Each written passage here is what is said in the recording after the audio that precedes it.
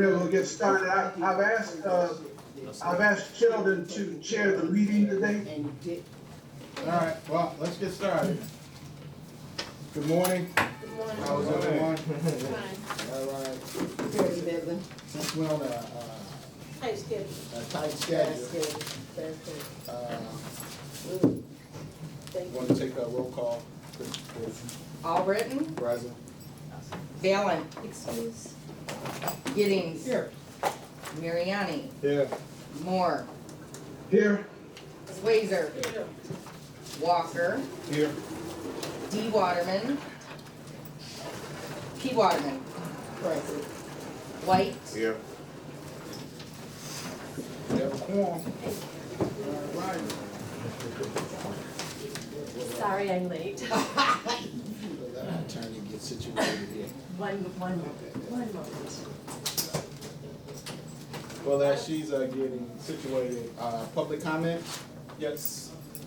Wanted to take a very brief moment. Good morning to everyone in the board here. I'm passing out just a profile of myself. I'd like to have the opportunity just to introduce myself to you. I've been coming to the meetings quite frequently, and my name is Kerry Jackson, fiduciary financial advisor. My company is with Prudential, but operate much like an independent, so I'm not captive to just Prudential. But a little bit about me, and I'll be very brief. 18-year Army veteran, started as a private, working my way up from private to sergeant. Now I'm a field grade officer, major. Still actively serving, so I drill 1 week in a month, 2 weeks in the summer. I'll probably do it for another 2 years, and fiduciary, I have my degree from Wayne State, 2 daughters that live in Clinton Township, and I have a passion for the city of Pontiac. I have a passion for working with people, and typically when I meet with clients, I talk about the 5 major risks in retirement on an individual and group basis, with the 5 major risks being inflation, taxes, tax diversification, inflation being loss of buying power over time, healthcare expenses.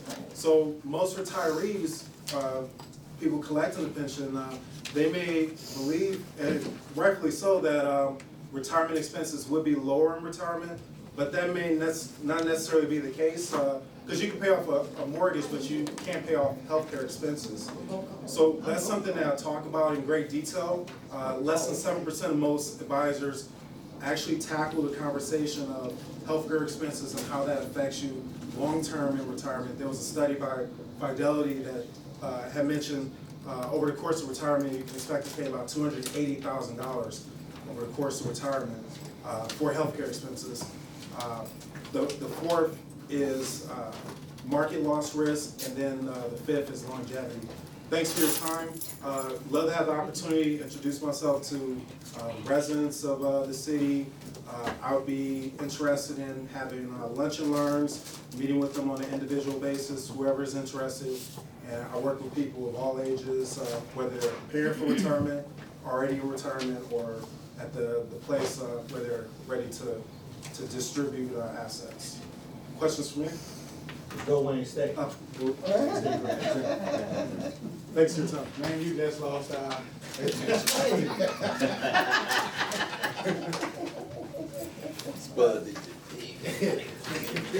Thank you very much. Anyone else from the public? Just a couple of questions. Iron Mountain, what's that? Iron Mountain is our storage unit. We have a good records offsite. Okay. And the other for the rehab specialist. Specialist in rehabilitation medicine. That is the 3rd doctor who's seen one of our disability retirees. So he's in the appeal process. He's gone to his doctor. He's gone to our doctor. Now he's seen a 3rd doctor, and that's the 3rd doctor. Is that a one-time fee? Correct. Okay, thank you. Anyone else?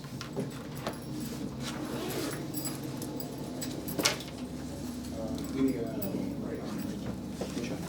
agenda changes, Deborah? Agenda changes? Yes, there are agenda changes, Mr. Vice Chair.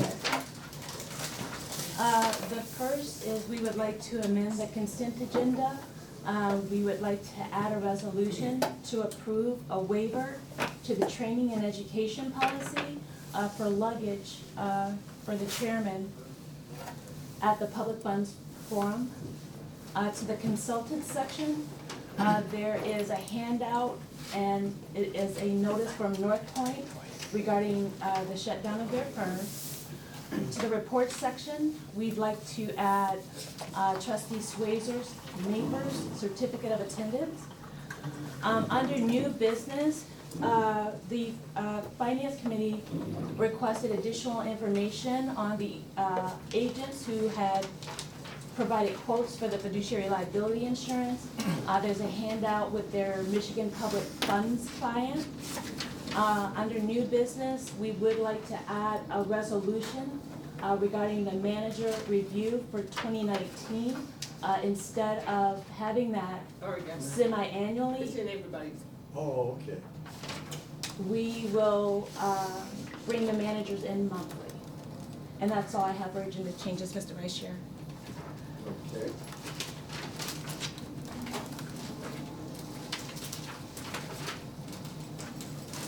Moving right along. So do we need to approve the minutes from last meeting? The consent agenda is a whole, Mr. President. I would move the consent agenda. Support. All in favor? Yeah, you had a question.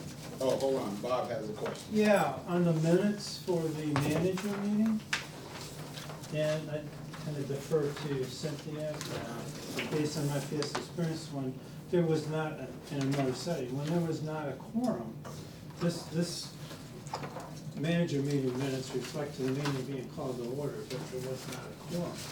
So in the past, I've seen it where it was just a record of a meeting, not minutes of a meeting. Right, that's the way I would usually do, I don't think I reviewed these, no, I didn't, so, And I agree, I also- think that that should reflect that the meeting was called to order.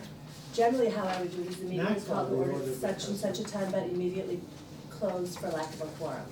Yeah. And then you would have the discussion that would follow. Right, because we've generally posted those on the website, and, I mean, we understand what most retirees may not understand, it wasn't a business meeting. I agree, so we should amend it to reflect Yes.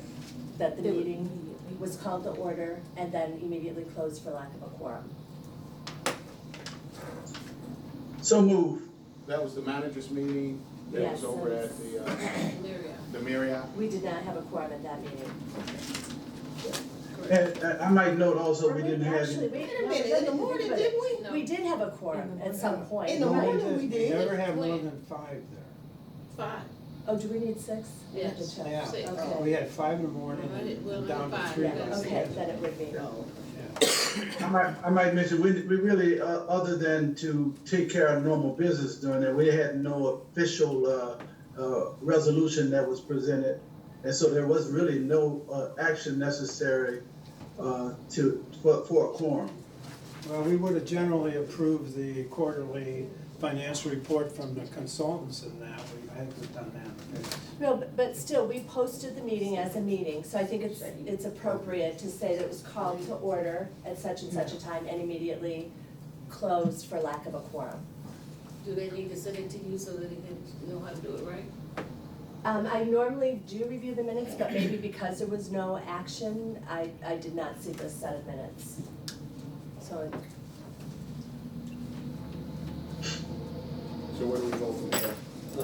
I think we have a motion to amend the minutes of September 26th to reflect that the meeting was called to order and then immediately closed for lack of a quorum. I've moved that if it's recorded. Well, that's what I'll just remove my first motion, and that's the motion that I'll make instead. Okay. Second it. All in favor? Who's got it? Aye. Aye.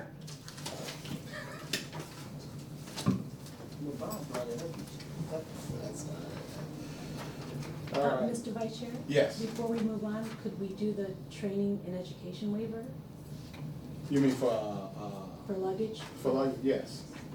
So this would be a resolution to waive the training and education requirement that receipts be provided. It was $60. We normally require receipts. He had the tags but not the actual receipts, and we would just waive the training and So moved. education. Support. All in favor? Alright,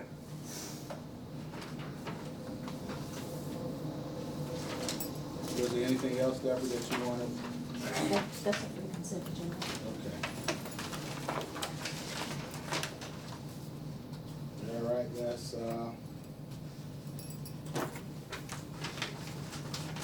go with the consultants. I just want to, Mr. Chairman, I just want to make it clear that the motion that I made was for approval of the consent agenda, is that correct? Yes. Yeah. With the changes for the special meeting, with the managers. Right, in September. I just want to make sure, make that clear. That was understood, Yeah, we'll do. okay. All right, we'll give way to consultants. Okay. I'll start it up first, just talk about preliminary performance for the quarter ending September 30th. Next meeting, we'll have the full book and walk through the full book and have full rankings, but right now we just have preliminary returns. These numbers, I gave you all a handout that's color. In the book, it's black and white. In the book, I believe, is gross of fees, this is net of fees, so there might be a little discrepancy of what you all have. I have that, can you give an extra copy? So for the quarter, the fund returned 0.5%, a relatively flat quarter. For the year-to-date numbers, starting from January 1st through September, the fund is up 13.5% net of fees. So a good snapback from last year. For last year, the fourth quarter was a relatively weak quarter. The market was in correction, it was down about 15% or so. So we've had a nice snapback since then. The fund itself, at the end of September, was $496 million. You fast forward that to Monday, October 28th, the fund actually had $500 million. So the market has gone up since the end of the month. Longer term numbers still remain solid. The 1 year a little weak because we do have the fourth quarter number in that. So 1 year 3.1% net, but longer term 3, 5, 10, all very good numbers. 8.1%, 6.5, and 8.7% respectively. So all very good numbers. With respect to the market itself and in general the economy, the market continues to kind of chug along here. It was volatile last quarter because if you recall last month we talked about some economic cross currents. There was some data that was coming out a little bit weaker.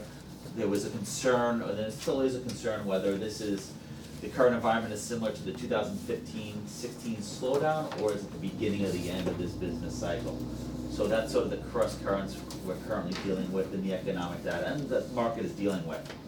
Last month I was a little bit pessimistic. This month things seem to be turning around a little bit. The story isn't fully written whether this is a slowdown, like 2015-16 will resume growth into 2020, or if this is actually the beginning of the end. It seems as if things are getting a little better out there. Third quarter advanced GDP estimates came out this morning at 1.9%, ahead of consensus estimates of 1.6%. It's down from 2% last quarter, but still not falling off a cliff. Employment numbers all right, advanced surveys are all right, everything seems to be slowly improving. Even in Europe, we're starting to see a slight improvement.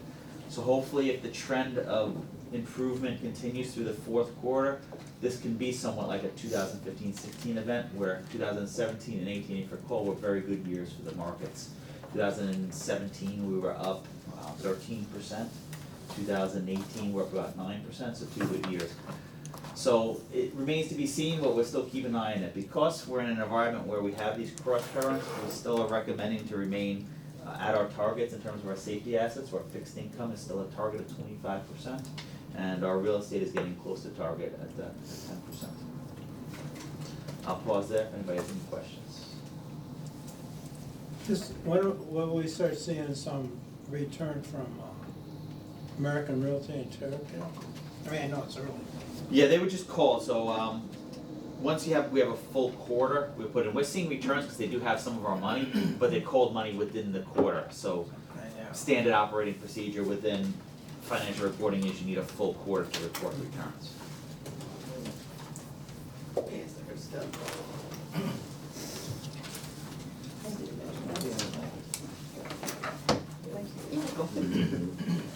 What's so funny? I'm sitting back here. John's not gonna be here.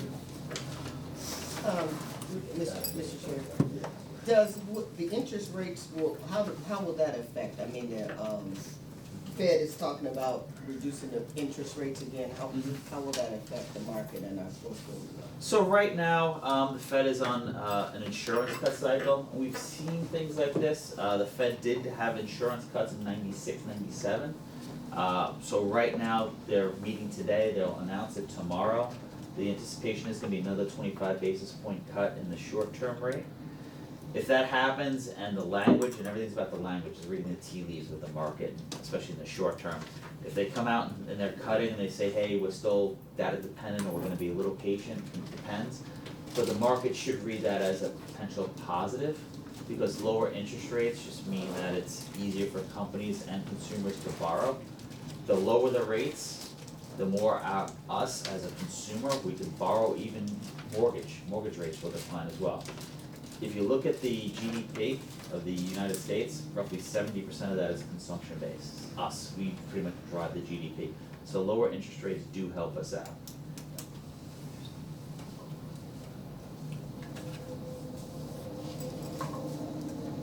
Also, is it appropriate at this time for you guys to, if there's no other questions about the performance, talk about North Point? Yep. And did we not see that coming, seeing how that they graduated, for lack of a better term, from ADEX, August the 1st, and now, so you might want to share with the board exactly what's going on with North Point, and where do we go from here? So the short answer is no, we didn't see it coming. Okay. We got a call from North Point telling us that they were going to close down shop at the end of November. Yes. Their asset level is roughly $500 to $600 million, which is enough to be sustainable. But the primary portfolio manager of their strategy said that we want to go a different direction. And at this point, that's pretty much their bread and butter, that's their product. So if he's leaving, then there's no reason for the shop to still remain open. It's something that, again, was not telegraphed. We didn't know until it actually happened. They were good about notifying people once it did happen, and good about at least giving us enough of a runway to make changes.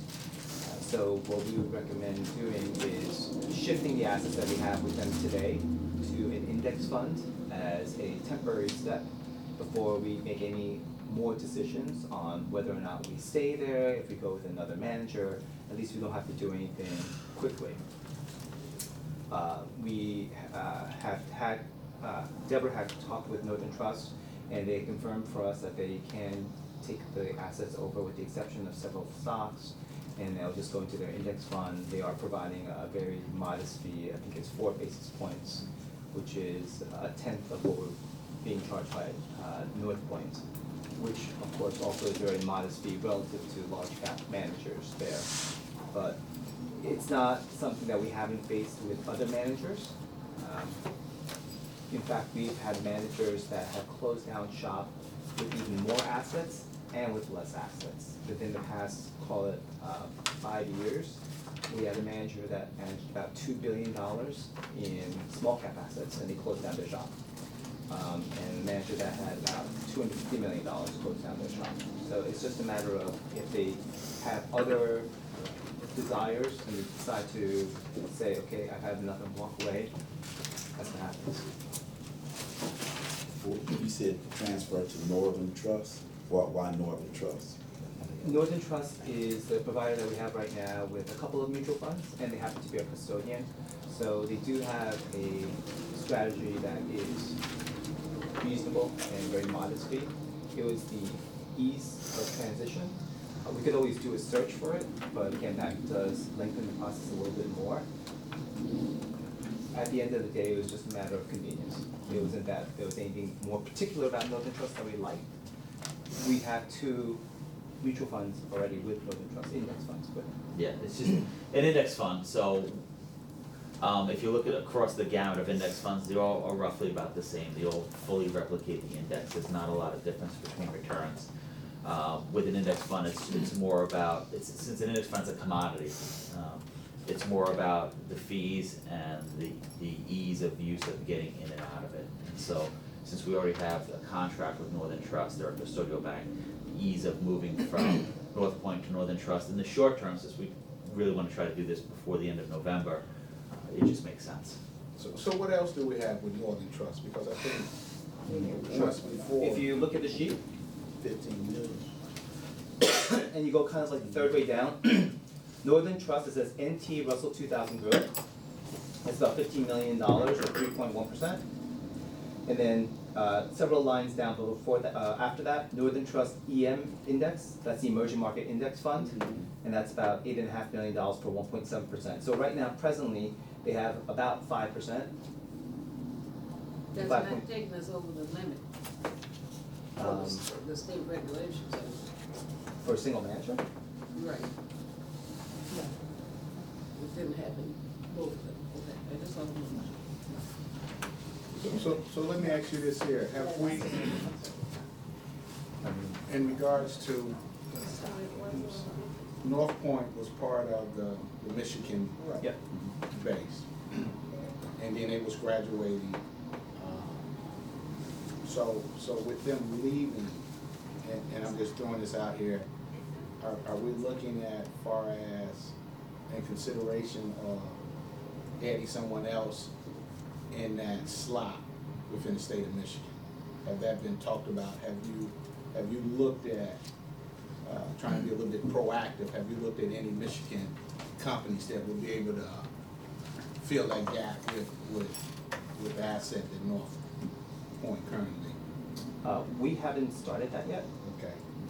There are companies that are large cap value focused that are here, but generally, unless we're told otherwise, we would do a broad search, and of course, we would note whether or not they are based here, as opposed to having just one that's focused on Michigan, because we were graduating them, but we weren't necessarily graduating them as a Michigan large cap value manager.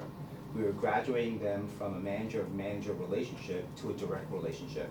They happen to be based in Michigan, but I believe the action was just to graduate them, not necessarily it be Michigan focused. Right, but my concern is it wasn't telegraphed, but that was one of the reasons we had the emerging managers, and then we had also a portion of the Michigan base. And Sizer stayed within that ramp. North Point was leaving out. And I'm just saying, if we would have known that was about taking place, we could have pretty much positioned ourselves to look at some other Michigan companies. If we had known it was gonna take place, we wouldn't have done it. We wouldn't have gone through the whole rigmarole of graduating them. Okay. But, again, that's why we're just recommending transferring to an index fund for now. And then if we decide to go forward with the search, we can discuss what the parameters of the search are at that All time. right. Are they the only index fund that we have?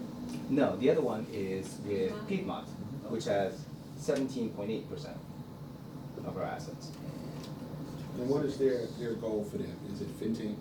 mid-cap. No, I'm talking about as far as allocation. They had 17.8. Do we have a range? 15. Yeah, we are a little bit over. Okay. Yeah, 14%, they're a little over allocated, that's the source for Piedmont. So that's just gonna be a source for, cash flow distributions. Okay. So the goal is to have them around 14, 15? Yeah. Okay.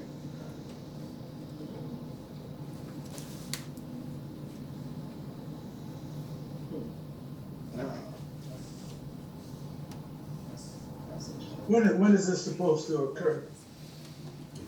What's the date on the resolution? The end of November. End of November? Yes. So we got a little time to, as a board, to take a look at this and make some determination work with you on that. But we don't have a regularly scheduled meeting between now and then. Because our next meeting is first week of December, December 3rd. right? So when we were notified of it, we knew that we would have this meeting, and that's why it came up as a point of conversation. And in order to forestall any quick decisions, the easy step is to just transfer the assets at least to an index fund. We don't really have another choice, do we? I mean, if we were gonna look at a manager, we would have to go out with RFPs and review them and do all that. We couldn't do that. So the more complicated choice, there always is a choice. Yeah. The more complicated choice is actually to give the asset to Sizer, right? But that opens up another can of worms. Well, that's a different style. Exactly.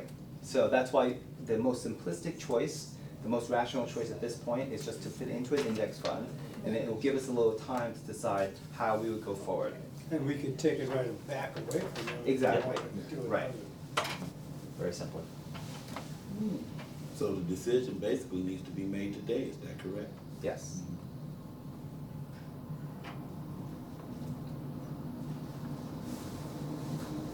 What's your thoughts? Yeah. No, did you have a question? No. And just so you know, this is common practice. When you do have something that's unexpected, or if there needs to be a quick decision, oftentimes clients will move the assets from that current manager to an index fund. Right. You'd never be criticized for putting it in the end. Yeah, instead of making a knee-jerk reaction and doing something else, That's correct. this is a good temporary step. If the temporary step becomes permanent, that's fine. You thought it out, you rationalized it, and you got to that point. But for right now, the prudent step is just to at least move into an index fund and then decide from there what you want to do. And it's done commonly. And the index fund is the same style Yes. as North Point. So That's you're right. continuing the same exposure to that type of investment. Yes. But it's an easy in, easy out. That's important. Okay. How's the Northern Trust Index Fund doing thus far? It matches the index. One would expect. Okay, Yeah. so it seems to me that would be the logical thing to do right now is to transfer the money into the Northern Trust Index Fund. At least it will have it in a position to where it's fully invested. And then if we wanted to, at some point in the future, do something different, we could always do that. And as I understand it, the fund, the fees would go from a potential 40 basis point down to 4 basis points. And so that just seems to me to be a win-win situation at this point. And the easiest way to resolve this issue until such time is we determine that something else should be done. Okay. Trustee Waterman. Yes, I would like to make that motion. I support it. Move the North Point to Northern Trust Index. All in favor? Aye.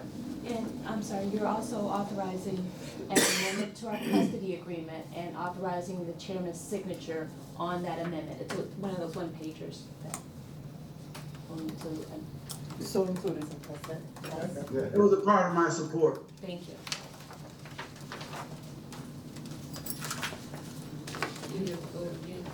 No. Yeah. Was there anything else? Also, just for clarification, over the past, North Point was very instrumental in the personal curriculum finance at the high school. That still is gonna continue. It's gonna start first quarter of next year, so that's gonna be ongoing. Because I believe Mike Hagan is still gonna be available, and so that's not gonna change regardless. So that's still gonna take place. So just wanna let everybody know that nothing is gonna change with that, so that's still gonna be going on. And from my understanding, they're gonna be doing something with the Detroit school system as well, 3 schools, and then it looked like the Lansing, the state of Michigan, want to get involved as well, and putting together a similar curriculum. So it's going to be business as usual. So the students still will be exposed to the financial industry. Anything else? You guys good? Did you wanna talk about the manager meetings then? Or was that part of the Yes, consent oh, agenda? no, by all means, yes. Oh, that's fine. No.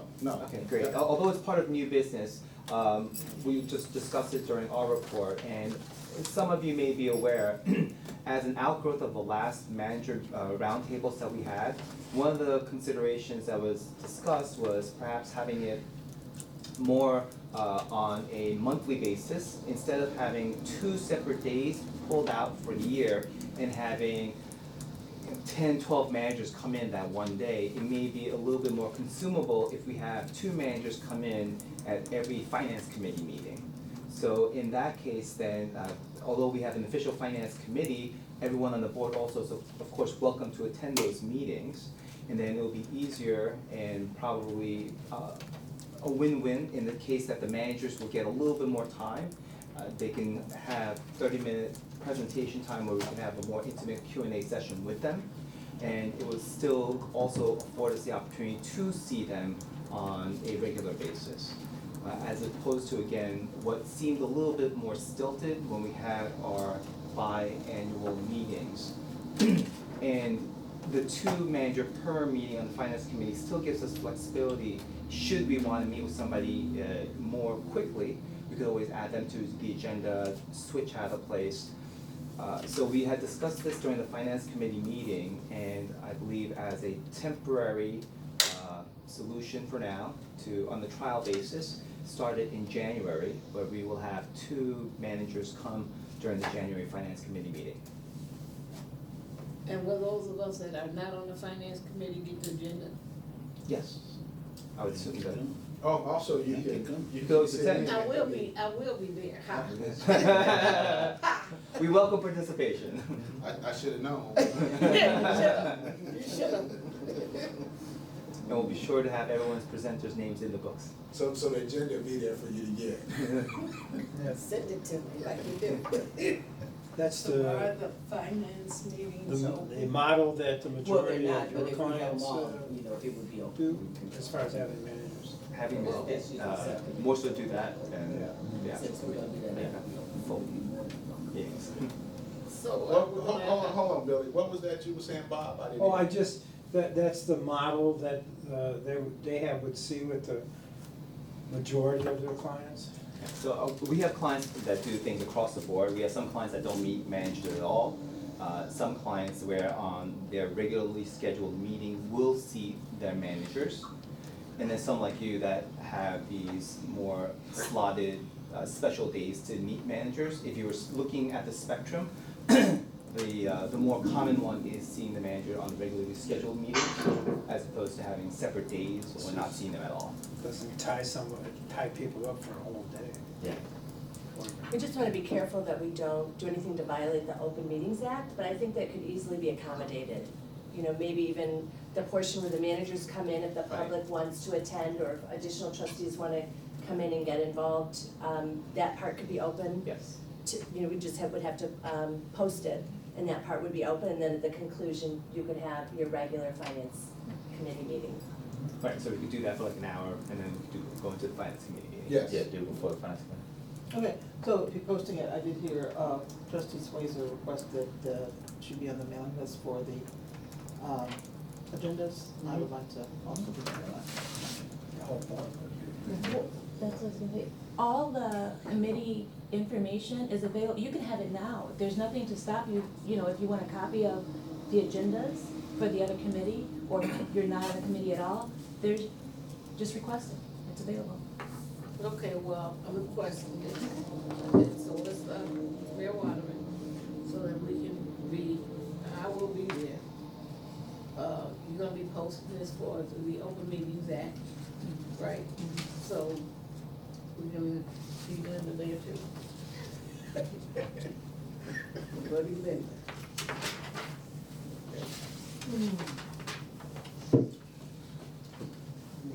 Anything else? Thank you. All right, let's go with, did you have something?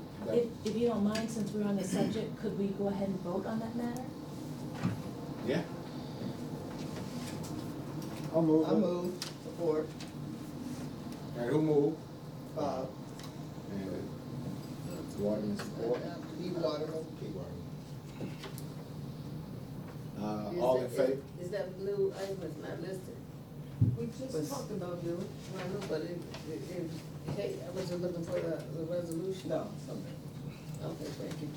So all in favor? Aye. Aye. One other thing, do we have a list of which managers, or that's to be determined? TBD. Okay. Yeah. We'll come up with something for next meeting. Okay. Reports? Yes, sir? Any committee reports? Yes. All right.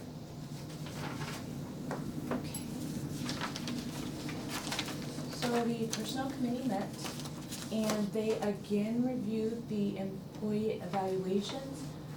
They did discuss, the recommendations that I made for, staff increases, and I do believe that, in speaking with the chair, that that's going to be coming forward, at the next meeting. Not this meeting? I thought we were gonna do it Mr. this Moore? meeting. What's that? For the staff increases, for, more and new. Weren't we gonna vote on it today, or we're gonna wait till next? That's up to you. You know, you're the chair. Whatever, you know, whatever it is that you feel that we should do, I'm prepared. You wanna give us some history? Give her the history, please. I guess I'm not prepared, when you say give her the history, so we had, sit-down, employee evaluations in July, and the committee received those evaluations. They've been reviewing them for the last 3 months, and they did request additional information regarding, fringe benefits, regarding, comparable positions and their wages. And, when they met last Friday, they did come to a conclusion that they would be prepared to, propose an increase for Christie and for Philip, in the amount of 3%. But it was half and half. It was, half of us said 2.75, and half of us said 3. Half of us said, was it October 1st or November 1st? October 1 or January. October 1st, and half of us said January 1. So, I said January the 1st. You don't have to look over here like you when you no, say. it's you and Walter, let's get it right, and me and John. Yeah, I said January 1st also. Yeah, so me and John, and him and Walter, so hey, so just decide which one y'all wanna do, and I'm sure they'd be appreciative of the increase. Both of them got rated at 2.5, was it? Pardon me? What was that rating? There was no overall rating, we didn't do averages, I'm sorry? I would think that, you know, we seem to not all have all the information available at this point. You know, I really was of the impression that we were gonna meet again, because we did set a next meeting. I don't think that we really recommended, we actually voted to recommend anything at this point. It might be better that we get all the information together and provide it to the trustees in advance, so that we'll be better prepared to discuss it. Unless you just want to do it now, I mean, I think that might be the better way to go. With this going on like it is, I mean, can we present some questions that maybe you don't have the answer to, that we can get the answer to? And then, if we decide to vote on October or January, if it's October, it will be retro, but at least we'd have all the information. I have a couple questions that I don't know if you're able to answer. So I would think that you would want to hear any questions today from any of the trustees who weren't at the meeting, and then research that and bring it back to the next meeting. Absolutely, that's always in order.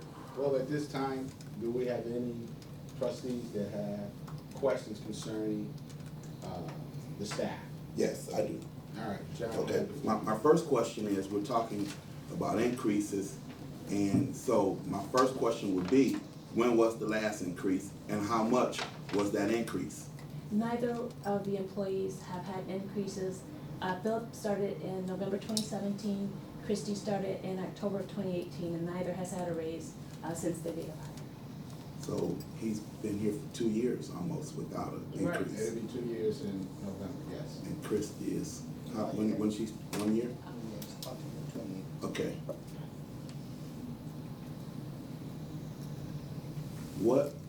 Okay, so then my other question would be, is there any comparison, or is there any guideline of other jobs that compare and what they're making? In other words, a comparison. Yes, we did the best that we could with respect to, because what was important to the committee was that we find Michigan public funds. Yeah. So we did the best that we could, and I think as far as job descriptions, we only have 2 or 3, because most systems aren't set up like us. Most system has their finance director or the HR director, or, you know, some group of employees within the city running the pension plan. They don't necessarily have a dedicated staff. So in that sense, it was harder to get comparables, but I think we did get 2 or 3 Michigan plans for each position, and then we also found probably 3 out-of-state plans that are similar to us in the size of the assets, the size of the staff, and the size of the member base. So we did get comparables that were presented to the committee. Okay. Would you like that information? Yes. Okay, I think that should be included in the information that is sent to the staff. They also got job descriptions and they got evaluations. They Yes. never had a cover letter. So if we're gonna give it to you, I know only Deidre Waterman said she wanted the evaluations, but if you're gonna do it, I would think that you would need to see it all. So the committee is making the recommendation? No, apparently, Walter said we're gonna meet again. I thought we wouldn't meet no more this year unless we had an emergency, but apparently we are, so. Well, no, I mean, I'm okay with whatever. I was just thinking that it might be good to prepare a complete package as it relates to what the committee was commissioned to do, give a complete package to the board so that they would have all of the information. And at that point, we could give a recommendation, and then the board can do whatever, and the board's gotta make the final decision anyway. But anyway, but if we want to, whichever way you wanna do it is okay. I mean, I guess I have just one more question. How did you come about the date of the increase? Evidently, there's 2 dates out there. How did those dates become? Those were selected by the committee. And based on? I'm not sure I was privy to that conversation. Some of them, again, 2 of them put October, 2 put January, but I don't think I was privy. If there was a behind the scenes conversation, I wasn't privy to it. Okay. The only reason why I ask is because of the circumstance dealing with Phil not having a raise or anything for 2 years. Then how did that date of October, or very near dates to where we are, but how did that come about? That was my only rationale of. Well, we had a spreadsheet, and the spreadsheet was saying how much would the increase cost us now. Apparently, in the budget, it is a 3% increase budgeted already for everyone. But it was supposed to be from July 1st of 2019. They were saying now, saying August 1st. You do the evaluation in July, yes, and Deborah's plan is to give them an increase August 1st. Well, the spreadsheet didn't actually have the wages laid out for 2018. Here's for August 1st. So my thought was, let's not keep on delaying the increases. Let's go ahead and give employees the increases. You know, but some people said, well, we did have a spreadsheet did include not only the wages, but the benefits for 2020. So that was why we had the 2020 then, because we had the actual figures. We don't have the breakout of the figures for 2019. You did, that's what I provided at the meeting, it was. But they weren't broken out. It didn't say, these are up until August, these are up until September, this is up until October, this is up to November, and this is up to December 1st. That's correct, it was just a year-to-date total, that's correct. Yeah, so it didn't have the breakout. You know, if you're gonna give people increases, I guess in the future, but no. Breakout, if you're gonna give anywhere between January and December, you gotta break out all of the costs for each month thereafter. So you can add it up and you can have an actual analysis of apple to apples instead of, you know, maybe we'll do it in August, maybe we'll do it in July, maybe we'll do it in August. Of course, I'd always think everybody need a yearly raise, but hey, I'm union from back in the day. So hey, that's union people like raises. Was there any other questions? Oh, I remember the 10 years we didn't get a raise. Thank you. I have a difference of opinion. I don't think that anybody should, just because they worked a year or longer, that determines that they automatically get a raise. I think that it has to be based upon criteria. The economy has a lot to do with it. Our financial situations got something to do with it, and the productivity of the employee themselves. So to just, I think for too long we have automatic, because a person that's been there for a year longer, that automatically denotes that they should get a raise. I don't think that that's the way it should go. And I'm union employed. I'm also union too. I think I've been in the union, so is there any other questions concerning personnel matters with the staff? So let me put this before you, Billy. Since you're the chair of personnel, where do we go from here in regards to, are we sending out the evaluation and all of the pertinent information from the meeting to the full board? Yes, and also the scales, so that people will know from November, from how much it costs to a couple of years ago, and then go down, and then to how much it would cost if they got raised on October 1st, and how much it would cost if they got raised in January 1st, because you'll see when you do 2020, how much it will cost. So if we send this this information would go out To the full board. to the full board. When will we be prepared to make recommendations and decide and move forward with this? So Deborah, when is our next personnel subcommittee meeting? As you mentioned, you didn't schedule one, Okay. and it would normally be the Thursday prior to the meeting, so that's Thanksgiving. And we're not coming. But my concern is, it wouldn't do any good for us to have the meeting at with the personnel if we get an input from the full board. If we sending them out this information, what's the purpose of us sending out the information if we're not expecting any type of feedback from them? All I'm saying is we need to come up with a date so we can decide up or down, yay or nay, on the increases so we can move on and get this off our plate. So we need to set a date. Let's do it the next week. Okay. The next meeting in December. This is Will that not be the okay? personnel. This is not the personnel committee. This is a special ad hoc committee where people volunteered because, that's the only people that volunteered. We volunteered to be a part of this committee. So it's not a part of the personnel committee.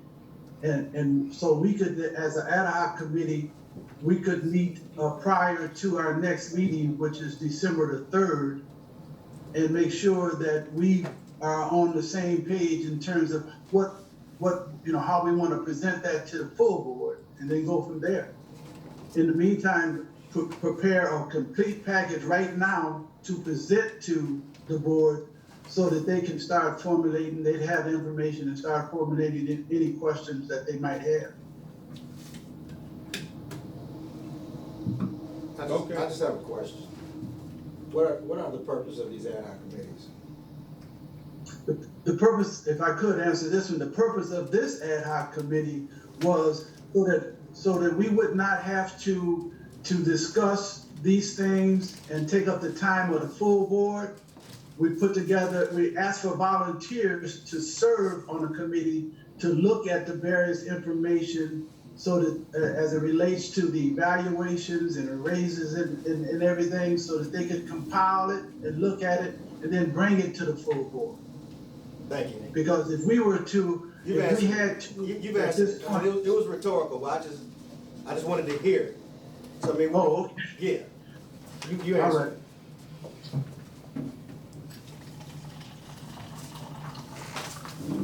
Because if we were to consider all the information that we've considered in the ad hoc committee, trust me, we would be here for a long, very long time. And that defeats the whole purpose of having a committee.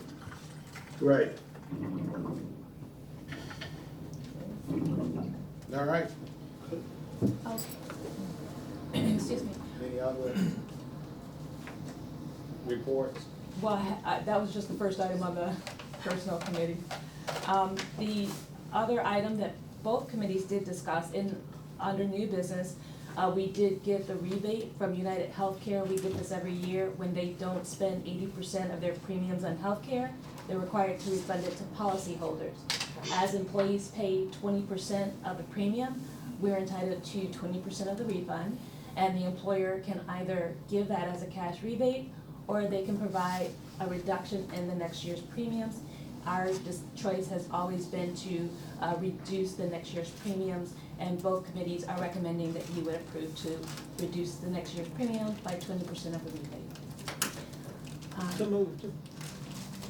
Support. All in favor? Aye.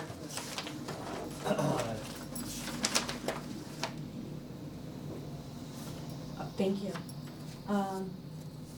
The committee did review, we made extensive revisions to the disability reexamination and appeal procedure. Formerly, these two procedures were separate documents, and when we revised them in 2015, we left out important parts of the process for the member. So what we did is just combine the two policies into one. The committee reviewed that document, and a final draft will be presented to the personnel committee at their next meeting, at which time they may be ready to recommend it for approval. The committee reviewed the evaluations policy. We renamed it from performance appraisals to evaluations. And it's a policy on how we will conduct evaluations. The policy, a draft was presented to them, they revised it, and a final draft will be presented to the committee at their next meeting. Both committees heard updates on Mr. Major and Mr. Parr. They're both disability retiree members, and if possible, I would like to give that report in closed session on their status updates. Do you have notes for the minutes? Yeah, I will provide them. And I believe that is it for the personnel committee. Okay. Anything from finance? Yes. So with the finance committee, they did recommend the new business item A. They did, I'm sorry, that's unfinished business. With respect to removing Robinson Capital from Watch, the committee did review that, and they are agreeable to removing them from Watch. And I just wanted to note, we put confidential in the agenda. It does contain information about his health, and we would ask that you keep that information confidential. We're gonna do that in closed session. You don't have to do that in closed session, but if you'd like to approve to remove them from Watch, we could do that now. No, they don't. Okay. Then next, They don't wanna make no motion. from, Watch, Robinson and Capital. I support it. All in favor?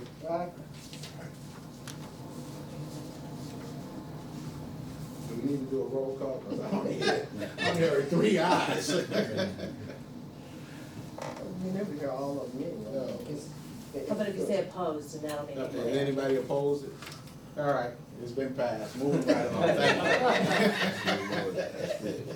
Okay, the committee received an update on the asset transition. As you recall, we did restructure the ADEX manager portfolios last month. It has been combined into one all-cap portfolio. We were reduced Materin by 3.75 million. We reduced Edgar Lomax by 4 million. We reduced Sizert by 3 million, and we increased Oak Brook by 2.5 million. And with the rest of the proceeds, we funded the 2 new managers, Lasante and Focus. Is that in writing somewhere? Yeah, where is that? I could put that in writing. Oh, it's not in writing. No. Yeah, so, cause those figures you threw out. Give that to me again, please, so I can write it down. Materin was reduced by 3.75 million. Edgar Lomax was reduced by 4 million. Sizert was reduced by 3 million. Oak Brook received 2.5 million.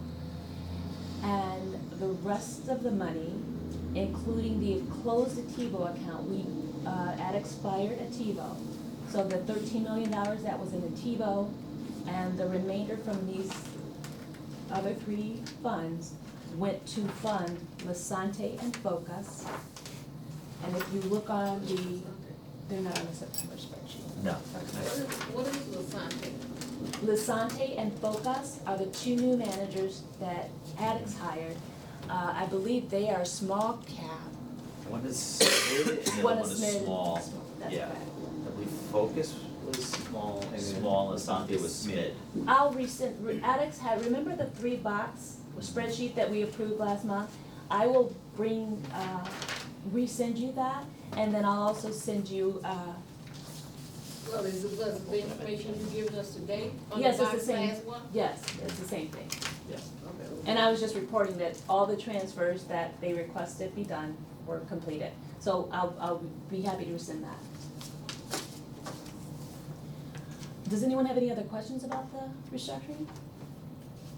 Okay. The committee received the correspondence from Graco, and again, this was information that we requested at the manager review. With the 2018 valuation of those 2 underlying companies, we want to be careful about saying anything about this particular investment. It is private equity, and so not all of it is necessarily disclosable in public. So I'll just mention that we are planning to do a summary of that valuation report. There were some interesting things that came out of it, but this was just included in the agenda for your information because the board had requested it of consequence. When you do that summary, will you do that thing that you put on the whiteboard after the personnel subcommittee meeting I would be happy to do that. where you had the different companies and how it went down? I'd be happy to do that.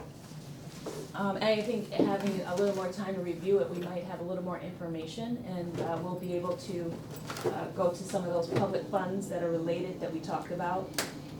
We're happy to do that, the more, okay. There is, under new business, a recommendation to put Consequent Capital on watch. Their chief compliance officer left the company, and as is the case with any other firm, our process is to put them on watch. I would just remind the board that Consequent is not an investment manager, and they are not a consultant to us. They are the general partner of the private equity fund that we're in. So we can put them on watch, but there's not a lot more that we could do, but it is our process to put them on watch, so. So anytime a person leaves a company, you put that company on what? A senior person in the firm Yes. Even if, so does he work on that product? He's their chief compliance officer. I don't know, could you explain better what a chief compliance officer is to a investment management firm? Yeah, a compliance officer. Okay, so he's a senior member of the team, and it's our tradition to put them on watch in cases such as this.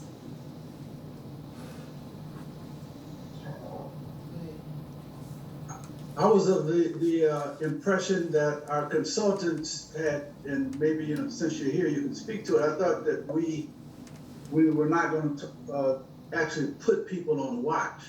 Is that something that we've abandoned, or did I hear that wrong, or? I think, from my recollection, it was a conversation that we had, but I don't think we resolved not to go down that path.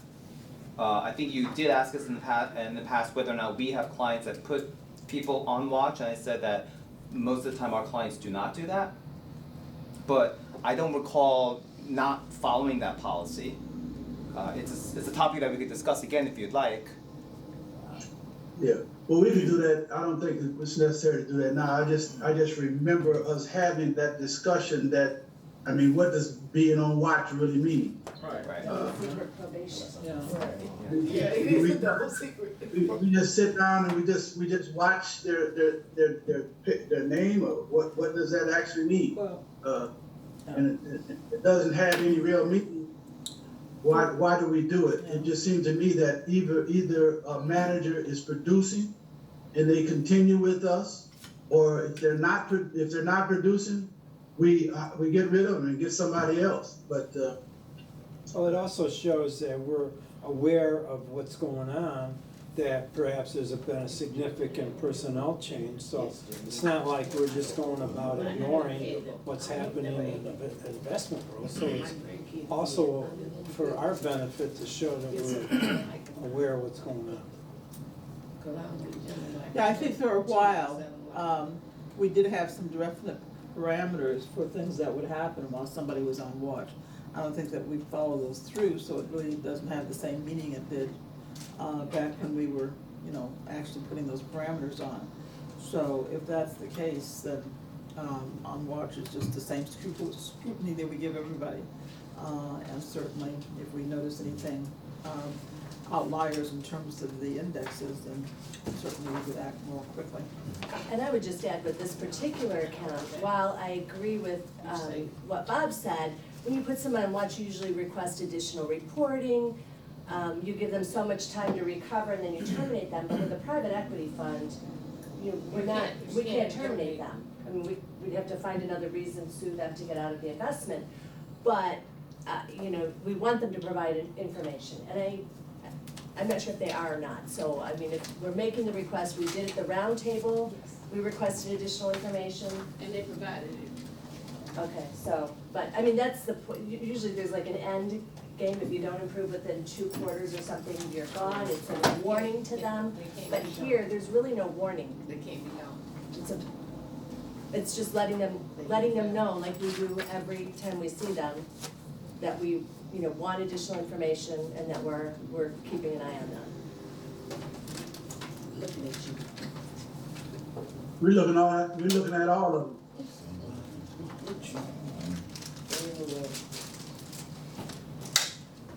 Okay, in your agenda, under the executive director's report is a memo regarding the Northern Trust fee schedule. As you all may recall, last year, at the request of the chair, we went to all of our investment managers and requested that they lower their investment management fees. 3 of those managers did lower their investment manager fees. I just found out this year that our custodian also lowered their trading fee. Normally we pay $10 per trade, and they lowered that to $7. We had issue with our invoices, and it's taken until now to get those worked out. But the Q3 and Q4 of 2018 and Q1 of 2019 invoices have been revised so that fee is reflected. The committee did request that that we determine how much we're actually saving from that reduction, and I will forward that information as soon as I'm able to compile it. But I did want the board to be aware that the custodian had lowered their fee as well, so it's really informational. The committee reviewed the quotes for the fiduciary liability insurance. There is a memo in your package with respect to the agents to whom we reached out and requested quotes from. 2 of the 5 actually provided quotes to the system, and the committee reviewed the quotes, and what they'd like to do is go to the current agent and ask him if he can provide a quote that is competitive with the 2 that we actually did receive. So we did send an email to him last night requesting that. They did review the funding policy draft, and there were no revisions at this time. We are going to send that to the full board for review, and hopefully we will be able to pass that before the new year. As you know, that's always a comment in our evaluation report that the system should have a funding policy.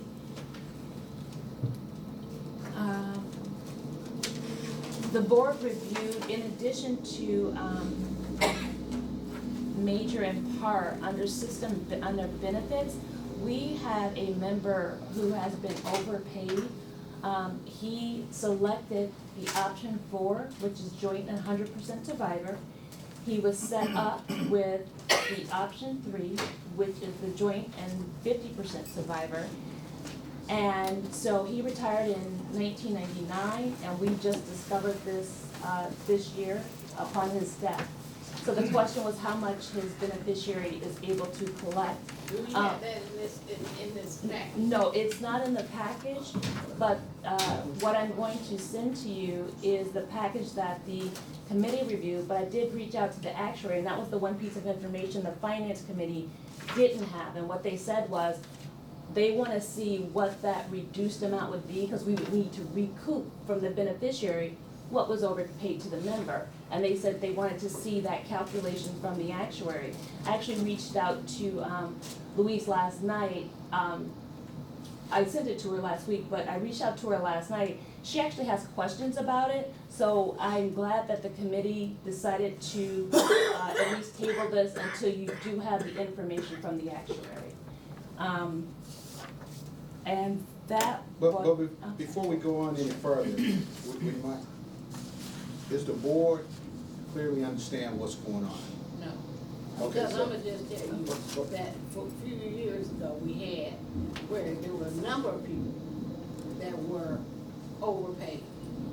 And then we went to we were supposed to go to the city council and ask them, because we were so well funded, would they just forgive? And these people wouldn't have to pay. And I don't know if that ever passed. So, if this person is just like them, and if we, I think we should audit the people, I mean, the retirees, to make sure that we're giving them the right option. So it's 1999, and 2019 is 20 years. And since we found, I think it was 8 before, we should audit and make sure that we're not overpaying some more people, and then when they die, we find out, oh, well, you weren't supposed to be getting that much.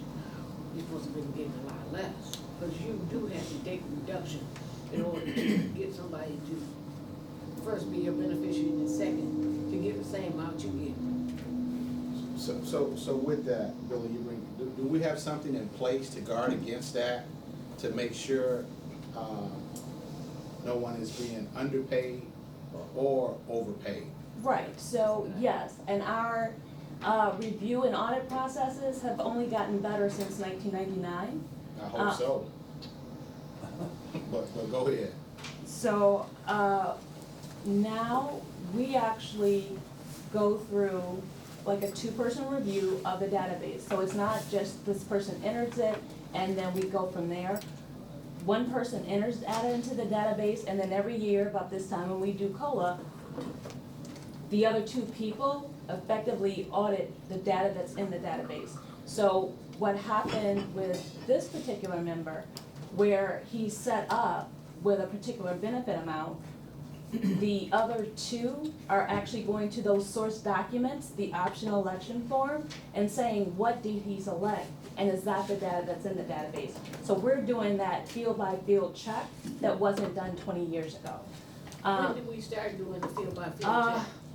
At least 2014, it might have been as early as 2011. I We would, did it for 2014. Yes. And 2019, so for 5 years, we've been overpaying him and knowingly no, overpaying him. he was set up in 1999.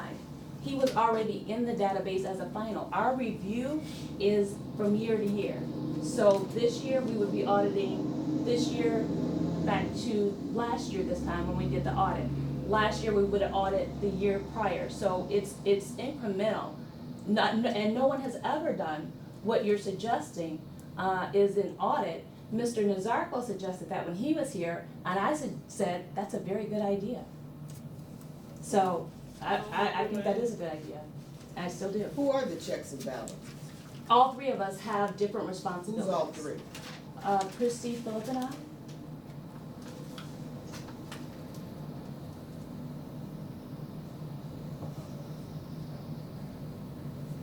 I guess we should probably know what are the checks and balances for each of you. Mhm. So that we, I know Jim Mariani was the internal auditor for the city of Pontiac, and he audited to make sure that we didn't steal. And that we were actually who we said we were, and you know, you get the surprise on payday. Not getting your check until Jim comes. It was also always lovely at police and DPW to say that.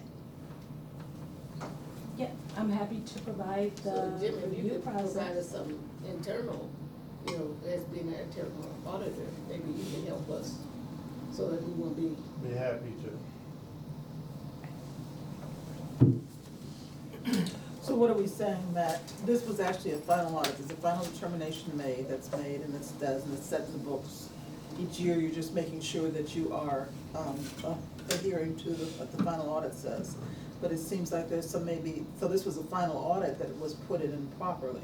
Is that what No, you're saying? and I'd rather But I'm not send understanding you the this. memo. Okay, so Okay. he's set up and I can't vouch for everything, I wasn't here. Right. But he was set up in March of 1999 with his final benefit. So he was set up on the payroll. Usually they go out on an estimate and then they get their final sometime later. He was a deferred member, so by the time he came to retirement, that was his final benefit. They didn't have to wait for the city to give them additional information. He was set up on a final. So when the COLA was done that fall, he was actually added to the COLA sheet, handwritten on the COLA sheet with that wrong amount. And that's why you'll see in the opinion, I had questions about two different people making the same mistake. In the, we got boxes from storage.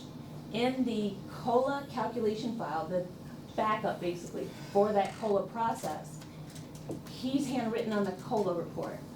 When you go to the valuation data for that year, what they used to do was they literally pulled everyone's final benefit and they had to send that over to the actuary. That has the wrong amount on it. The two other forms in his file, there's an exclusion ratio form. It says he has the option 3, the wrong amount. And then his final benefit form in his file is the option 3. I thought perhaps that this member, like some people have done, had came in sometime after he signed his paperwork in January and actually changed his election, because everything else says he's option 3. But at the end of the day, that one form that he did sign that we have says he wants option 4. So we have to honor that. I'm sorry. No, I don't mean to interrupt, I just wanna add to that, we also have minutes, you would And told the me minutes, yes. where the trustees approved the benefit amount, that would have been the option 4 that he elected on his option 4. And that's in the memo, but that's kind of the. I think it's important too that you mention what year this was done in, because I mean, I think we're losing that. This went back as far as what year, when did he make the election? 1999. Go ahead, Deborah, she's waiting for you to answer.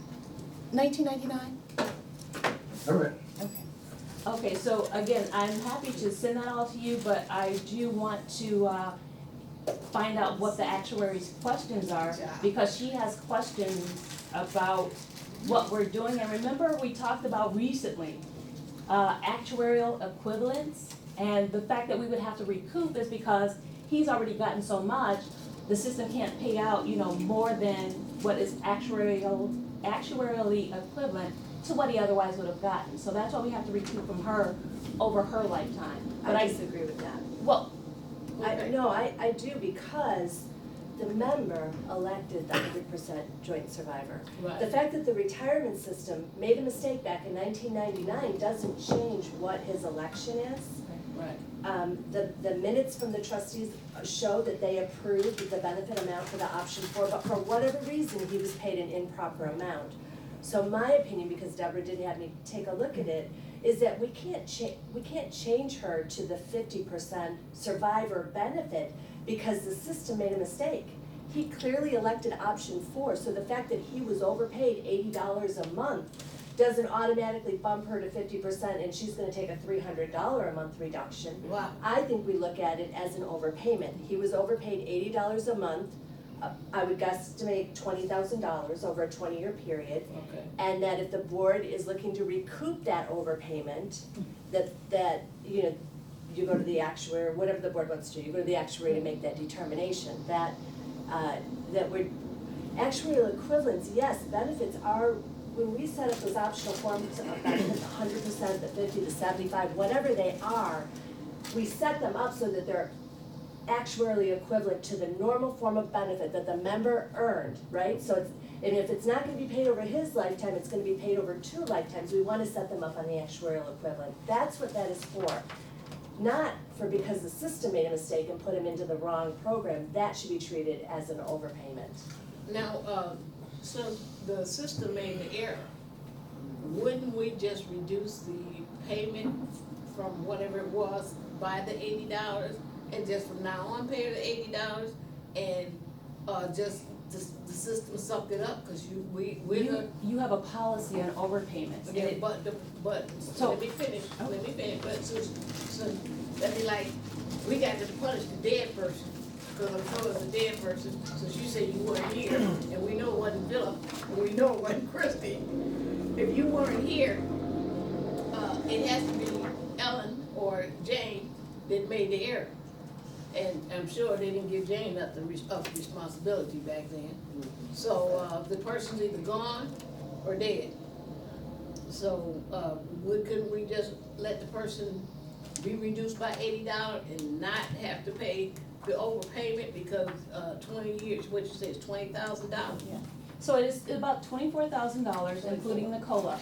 But no, what I was saying is the system has a policy on how to correct overpayments. What's going to come before you is simply whether you recoup or not, because not only does the policy prescribe how you correct the error, it also says, but at the end of the day, the board can choose to waive the repayment.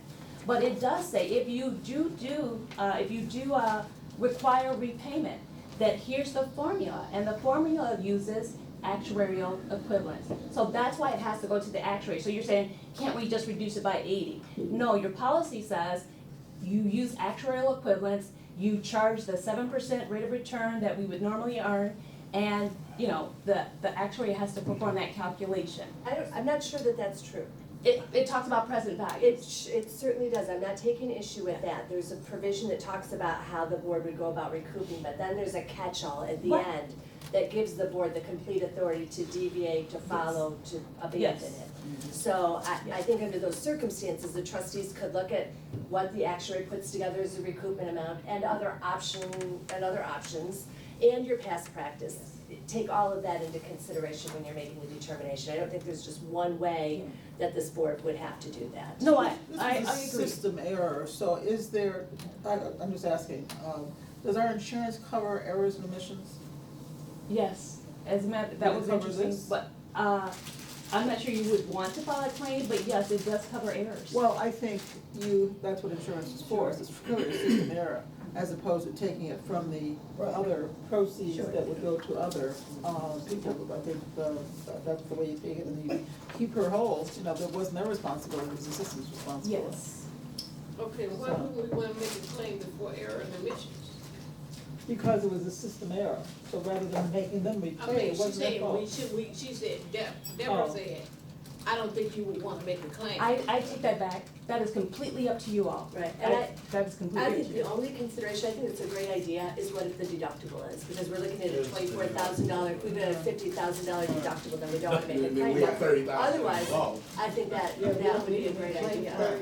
We over the memo. As what we said, once we get the actuarial study back and see what they say, Okay. that we can, you know, we can dismiss this. Can we move on? But before we move on, I just wanted to make clear, are we looking to make this retiree whole based on what her husband selected? Yeah. Well, let me ask you, But can I ask, And whole would be what? what, Let me finish my train of thought. Oh, in looking at it, survivor's benefit 100%, he was at, just for easy math purpose, he was at $600. She should be at $600. If you go with the mistake that was made, then she would be at $300. But yet, he was looking out for his spouse to make sure that she had the $600. Yeah. So do we make her wait or give her the $600? And then, once we get the actuarial report, then we can determine if, as a board, if we're gonna go after the overpayment. Well, I thought that, this was still in finance committee and you had requested some additional information. That's why we beat this drum. Because, like, to me, we're kind of usurping the finance committee's responsibility because you don't have all the facts right now, and if we're gonna discuss it like this, then we should be prepared to vote today.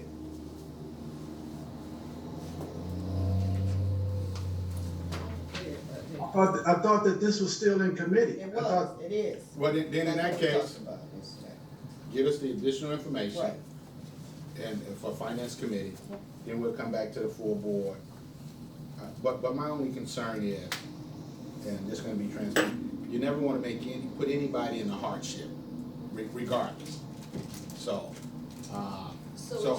how soon can you get us the information so we can be able to make an educated decision moving forward? So the actuary. But sometimes as fiduciaries, it's not that we're putting them in hardship, but we as fiduciaries have rules and regulations that we have to follow. This is not a heart thing, it's more of a head thing. So sometimes we have to make tough decisions that we didn't create the system, but we're in a position to where we're responsible for carrying out the system. Point well taken, and I'm just saying, so we can get the information in a timely fashion so we can move on from this. That's all I'm saying. Yeah, I think that's the way to go. And we just, until the information is gathered by the finance committee and they're prepared to report out all of the information to the full board, so then we can then make a decision. does Trustee. the widow, does she get any money now? Yeah, so he died in August. She should have been set up in September, but we didn't receive our paperwork until after payroll. So we set her up in October with the lesser amount, so that if you guys choose, whether you choose to recoup What is the or lesser amount? the 384, the 50%. So if you guys choose to recoup or you don't choose to recoup, her benefit's only going to go up. It's easy to underpay people and make them whole the next month than it is to get the money back. Well, you must not been underpaid then. Okay, so we'll refer all this back to committee. Hopefully we have that additional information so we know exactly. We'll be able to discuss this at the next meeting, right? If all goes well, we'll have the information from the actuary, the benefit calcs next week. So, yes, absolutely. So it'll be on the December agenda? Yeah, unless, if you want to have a special meeting. No. That we, if you did, okay, that's fine. December payroll. Yes, it would be in time for in plenty of time for the December meeting. Okay. December payroll will be early. It wouldn't be till January. No, because I don't do the process the payroll until after the day after you guys meet. So you do it on Wednesday, I don't process till Thursday. All right, moving right along. That was it for the committee reports, Mr. Vice Chair. Okay, anything from trustees? All right. Yeah, should have asked this earlier, but I'd like to know what the criteria is for putting our company on watch. Do we have a written, policy, or? Our IPS, I can get you the provision if you give me just a moment. It's in our investment policy statement, Okay. the circumstances.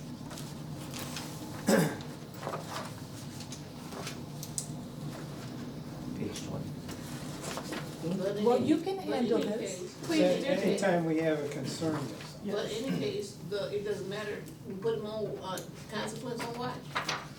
They gonna, we're not getting out of business with them. we can also terminate them at any time, so Yeah.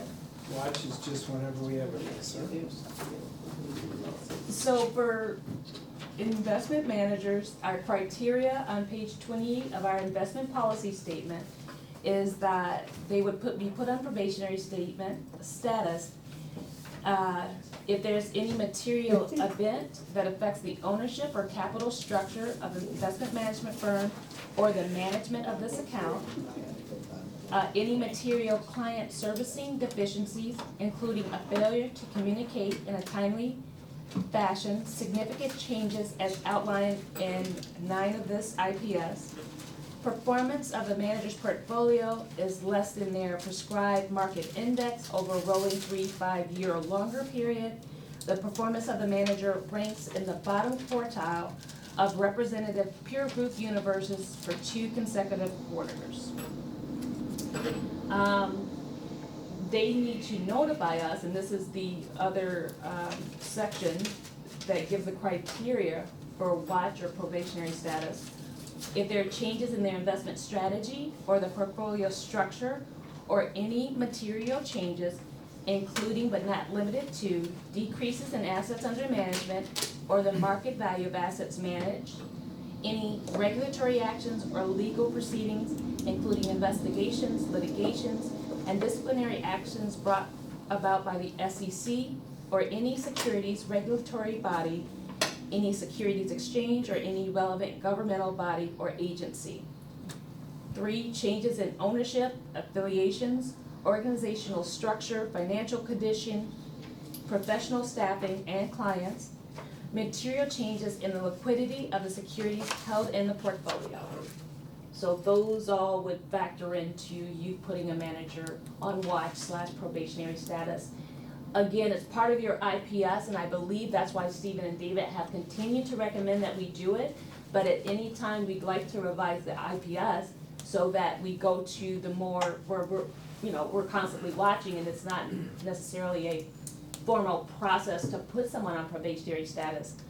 We could absolutely look to incorporate that into next year's IPS review. Go ahead. How does that differ from any other manager? How does, the information that you just presented to us then, how does that differ from somebody that we don't put on watch? well,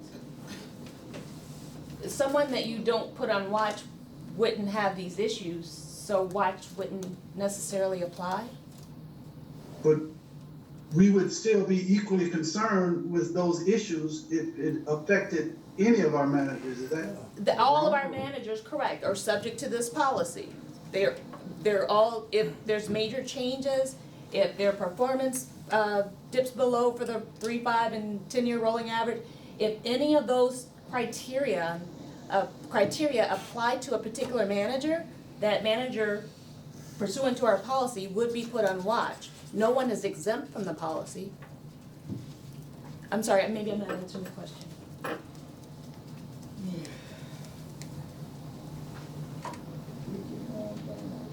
Moving right along.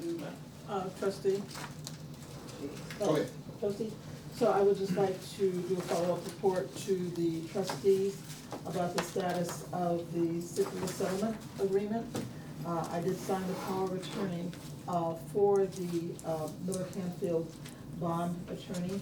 She had consulted with her, bond division, and they wanted to make the strongest application for the IRS they could. But they would like the supplemental evaluation, but it was, she made the decision, I had to make the decision whether to go ahead, so not to waste more time, we wanted to get this to the IRS. And they just decided that if I was willing to sign the power of attorney, they would begin those negotiations with the IRS about how to enter that application. It requires a little bit more prep work on that because, as we've said, this is a unique application to the IRS. First time this has been done by a municipality, and so they are entering this with some nuance. But I went ahead and signed the power of attorney so that they could begin that on behalf of the city. We did notify the city that there have been final talks between the Cypriot attorney and the city about the terms of the Super Viva. So we did have some nuances that were changed, and I'm gonna look for the final document of that, so that can be presented to city council. So we're moving forward on that application for all those who are wondering about the timing. I just wanted to bring you up to date.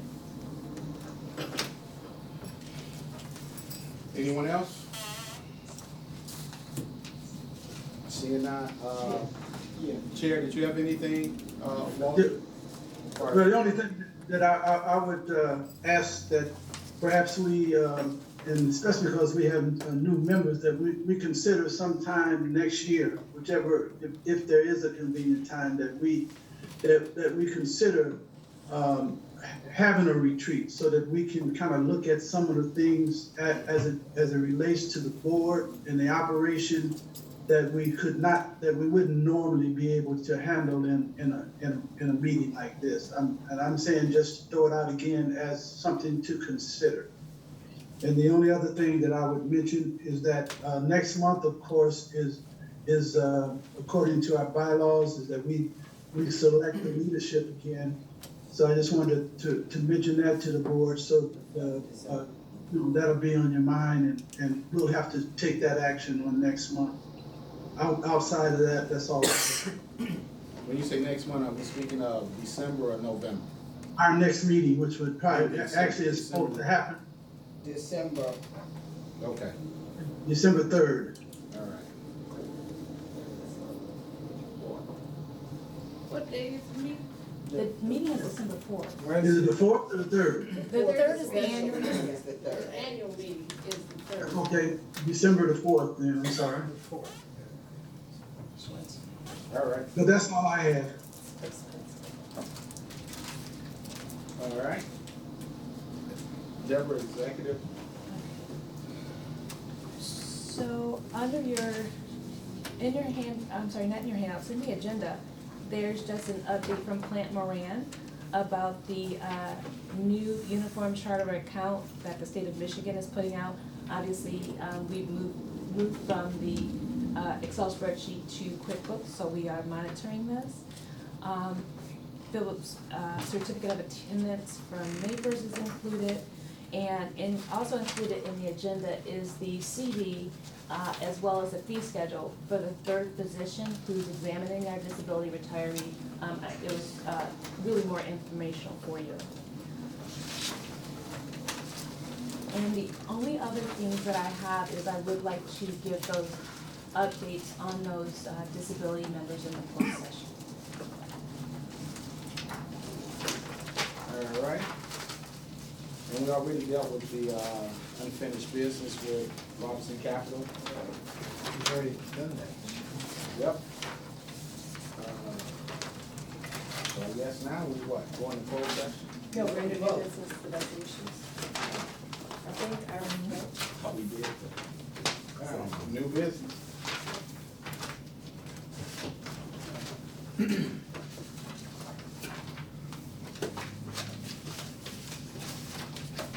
Okay, so this is the Finance Committee's recommendation that we put Consequent Capital on watch for 2 quarters due to the loss of their chief compliance officer. Does anyone have any questions? I would move it. Support.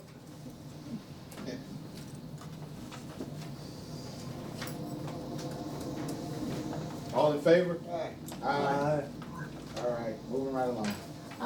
Resolution B should be tabled as this matter is still before the Finance Committee. Okay. Item C will be tabled, again, as I reported, that the committee would like to give our current agent the opportunity to provide a better quote for the fiduciary liability insurance.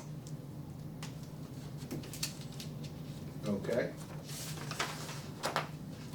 So you want motions to table those items? Yes. Move. Support. All in favor? Who's? Billy? Patrice and Billy. Is that for both of them? Both Yeah. of them. For both of them. Thank you.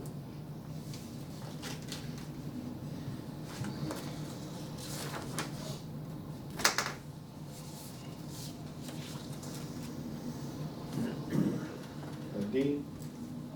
We've already voted on that already. I didn't have it written down. I didn't did. see that. Okay. We did. So we're on, So we don't need legal. legal. Okay, we just have a couple of items for open session and then a couple of items for closed session.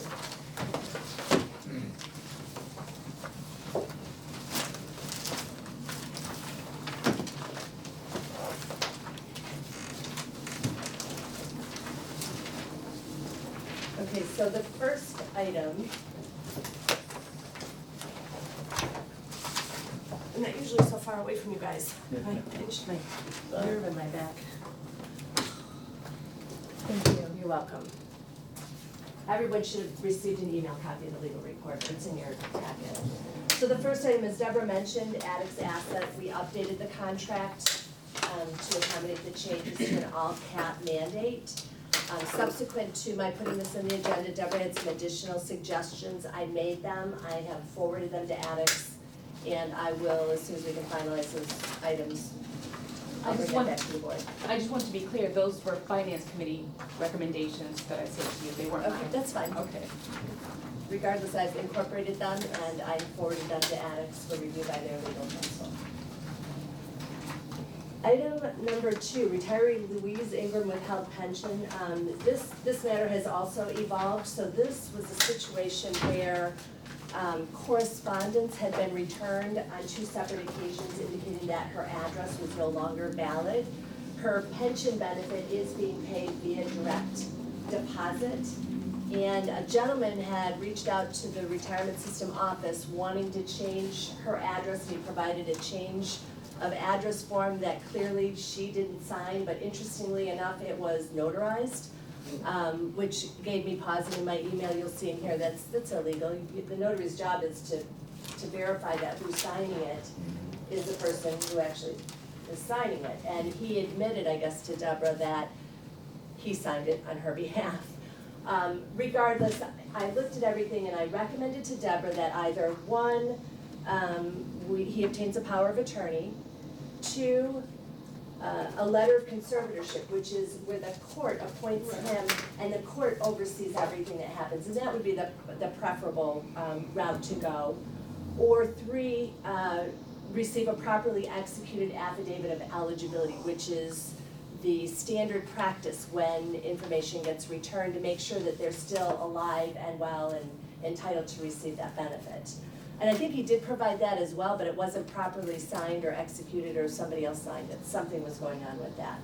So as I understand it, Deborah then reached out to him. He subsequently did provide a very recent power of attorney, one that was just signed a few days ago. He also provided correspondence from her doctor indicating that she is of sound mind.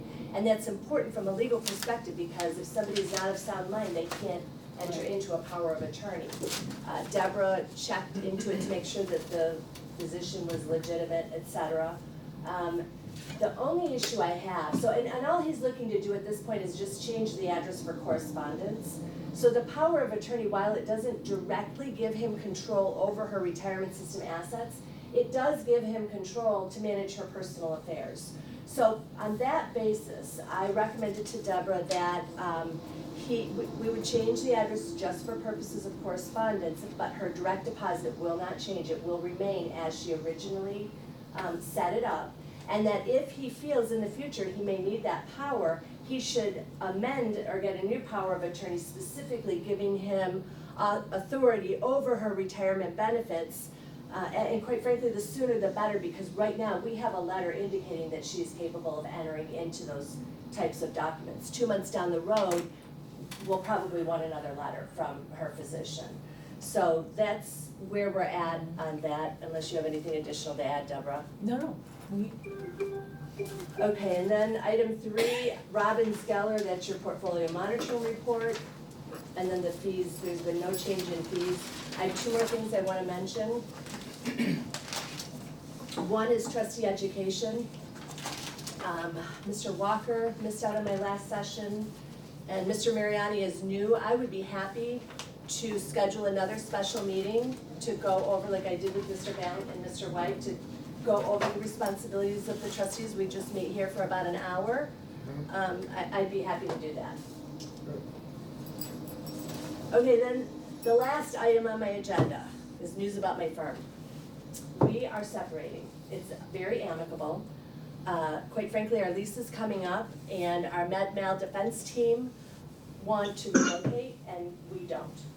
So they're choosing to leave, and we're gonna stay, and it's, quite frankly, it's really not a big deal because we've operated as separate firms for many years now. They're on the 10th floor, they do med-mal defense, we do benefit work. The only change from the client's perspective is going to be the name of the law firm. Our firm is gonna change from Sullivan Ward to the Asher Law Firm. And quite frankly, even Sullivan Ward had been long gone. So it's really not an issue from a client's perspective, and even from my perspective. My office isn't changing, who I work with isn't changing, nothing is changing. And I have to laugh, it's like there's no choice in me going with Sullivan Ward because I don't do med-mal defense, I just do this. And everybody in my firm that you work with, that this board works with, is on my team. So there's really no change, and I wanted to bring this to your attention. do we have to send So that, does that mean we had to put you on watch? I move it. Well, What, you move what, to put on what? do we need a new, We will, retainer? once, yes, we will, quite frankly, we're working on the letterhead and all of that, so once we get that, I'll bring it to the December meeting. The change will take place effective December 1st. Okay. So, the retainer letter will be effective December 1st. It's kind of exciting, it's kind of sad, because I'm gonna miss, some of the people that you say hello to, even, in passing in the lunchroom, because again, we're on the 11th floor, they're on the 10th floor. I still don't know all the people on the 10th floor, and I've been there 27 years. Oh, wow, great. So, Great. anyway, it's all good, and it's very amicable, so it's. Just curious, why would they, because I dealt with medical defense lawyers, why would they want to move? Is there a better location for their business? It doesn't. That's a good question. I think some of the attorneys are even grumbling because the place where it looks like they might be going doesn't have covered parking. We have covered parking, we have a beautiful, Maybe all of them live on whatever side of town they're moving to. yeah, and in fact, we're staying right where we are, and the CPA firm is staying, that we've been affiliated with for more than 30 years, they're staying with us, so there's really no, there will be no change from the perspective of what I do for this board or for any of our clients, other than it'll be the Asher Law Firm. Okay, moving on. All right, that's all I have for open session, so I have a couple of items to report on in closed session, as does Deborah. So it will be regarding consequences.